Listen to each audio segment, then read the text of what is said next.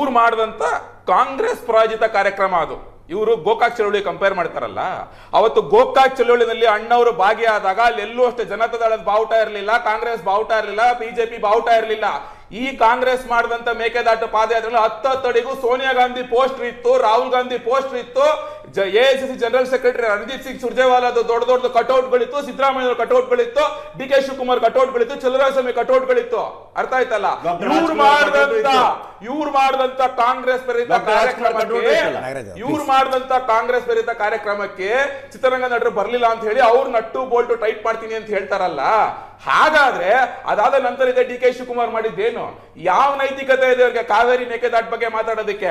ಆ ಕಾರ್ಯಕ್ರಮ ಮಾಡಿ ಅಧಿಕಾರಕ್ಕೆ ಬಂದ ತಕ್ಷಣನೇ ಇಮ್ಮಿಡಿಯೇಟ್ ಆಗಿ ಜುಲೈ ತಿಂಗಳು ಇದೆ ಡಿ ಕೆ ಶಿವಕುಮಾರ್ ಸ್ಟಾಲಿನ್ ನ ಕರೆದ್ಬಿಟ್ಟು ಏನ್ ಏರ್ಪೋರ್ಟ್ ಅಲ್ಲಿ ರೆಡ್ ಕಾರ್ಪೆಟ್ ವೆಲ್ಕಮ್ ಮಾಡಿದ್ದೆ, ಕತ್ತಗೆ ಹಾರ ಹಾಕ್ಬಿಟ್ಟು ಕರ್ಕೊಂಡ್ಬಂದು ಕೂಡಿಸಿದ್ದು ಪ್ರಮಾಣ ವಚನ ಸ್ವೀಕಾರ ಸಮಾರಂಭದಲ್ಲಿ ಪ್ರಮಾಣ ವಚನ ಸ್ವೀಕಾರ ಸಮಾರಂಭ ಕರ್ಬಿಟ್ಟು ಸ್ಟಾಲಿನ್ ಅಲ್ಲಿ ನೋಡಿ ಹಾರ ಹಾಕ್ಬಿಟ್ಟು ಏನು ಸ್ಟಾಲಿನ್ ಬಂದ್ಬಿಟ್ಟು ಏನಕ್ಕೆ ಶಾಲು ಸಿದ್ದು ಡಿ ಕೆ ಶಿವಕುಮಾರ್ಗೆ? ಯಾಕಂದ್ರೆ ಅಬ್ಜೆಕ್ಷನ್ ಮೇಕೆದಾಟು ತಮಿಳುನಾಡೇ ಮಾಡ್ತಾರೆ.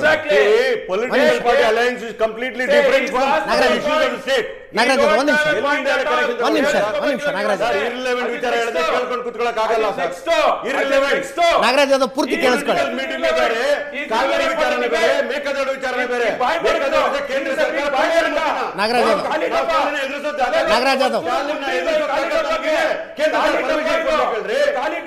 ನಾಗರಾಜ್ ಯಾದವ್ ಮಾತಾಡಕ್ ಬಿಡಿ ಇನ್ನೊಬ್ಬರಿಗೆ. ನಾಗರಾಜ್ ಯಾದವ್ ಇನ್ನೊಬ್ಬರಿಗೆ ನಾಗರಾಜ್ ಯಾದವ್ ಮಾತಾಡಕ್ ಬಿಡಿ.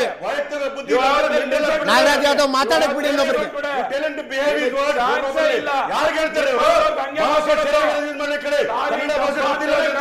ಒಂದ್ ನಿಮಿಷ